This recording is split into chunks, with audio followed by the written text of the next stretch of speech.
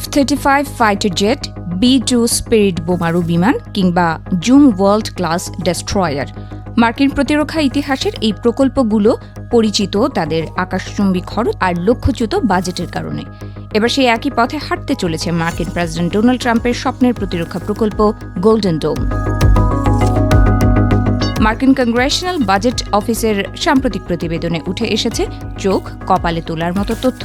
ট্রাম্পের সাধের এই মহাকাশ ভিত্তিক ক্ষেপণাস্ত্র প্রতিরক্ষা ব্যবস্থা পরিণত হতে চলেছে আমেরিকার ইতিহাসের অন্যতম ব্যয়বহুল হোয়াইট এলিফ্যান্টে।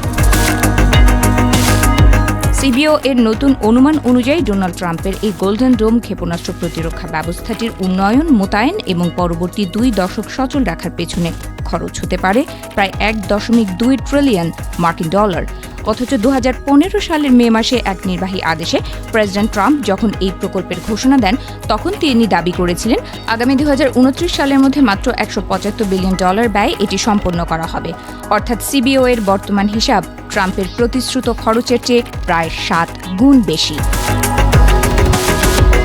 গত মাসেও গোল্ডেন ডোম প্রকল্পের প্রধান জেনারেল মাইকেল ওয়েটলেইন আইন প্রণেতাদের আশ্বস্ত করে বলেছিলেন এই প্রকল্প বাস্তবায়নে খরচ $185 বিলিয়ন কাছাকাছি থাকবে।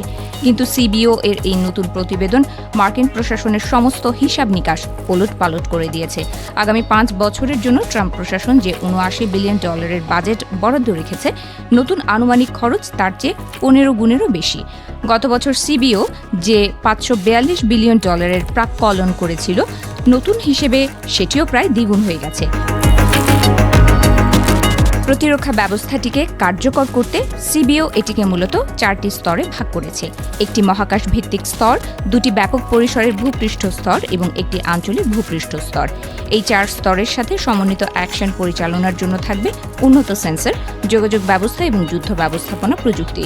সিবিও জানিয়েছে সামগ্রিক খরচের সিংহভাগ বা প্রায় 70% চলে যাবে এই মহাকাশ ভিত্তিক ইন্টারসেপ্টর বা ক্ষেপণাস্ত্র প্রতিরোধক স্তরটি তৈরি ও মোতায়েন করতে, যা পুরো প্রকল্পের মোট ব্যয়ের 60%। কিন্তু এত বিপুল পরিমাণ অর্থ ঢালার পরও মার্কিন নাগরিকরা শতভাগ নিরাপদ থাকবে কিনা তা নিয়ে বড় প্রশ্ন তুলেছে খোদ সিবিও। প্রতিবেদনে সতর্ক করে বলা হয়েছে, উত্তর কোরিয়ার মতো আঞ্চলিক প্রতিপক্ষের সীমিত হামলা কিংবা রাশিয়া চীনের মতো পরাশক্তির ছোটখাটো আক্রমণ ঠেকাতে এটি কার্যকর হলেও যদি পরাশক্তিগুলো পূর্ণমাত্রায় আক্রমণ চালায়, তবে এই $1 ট্রিলিয়ন ব্যবস্থাও পুরোপুরি ভেঙে পড়তে পারে।